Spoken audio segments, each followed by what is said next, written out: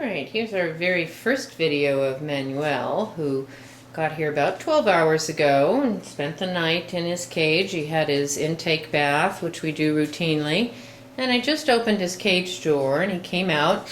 He had a moment of hiding under the cage bank and hissing and growling, and then he got over that really quickly and is exploring away.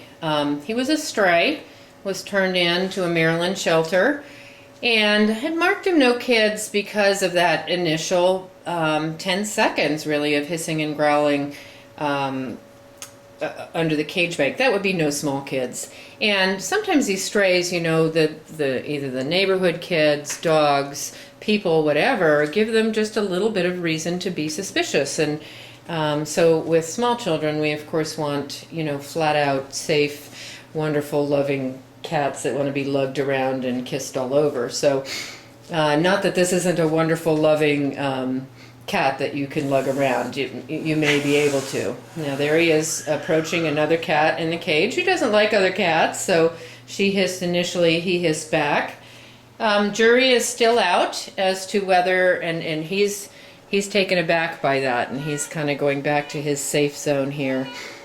Jury is still out as to whether he'll go with another cat or not. I certainly marked him as no males, and that's because we don't like the male-male match. It just sets up cats for challenging for top cat situation. We'll see. Very possible he'll be fine with an easygoing female who doesn't hiss at him at first glance, as that was Blizzard that just did that. So tiny bit of suspicion here, not much. I mean, this cat is acting very, very well adjusted for just having gotten here and being in a brand new environment with lots of cat smells. So nothing out of the ordinary at all as far as his behavior, his initial reaction to being at the center. You know, these cats, they come into your home. You can't kiss them on the first date. We tell people, you know, oops, see, no, that scared him. And that's typical of the strays. You know, they've been out for a while and they're taught to be suspicious of all sorts of things because they don't know what's going to happen. So, but look at the quick recovery. So, you know, again, into a home where somebody's just going to give him a time. A couple of days, not going to take him long at all, but during that time you just let him explore and you let him approach.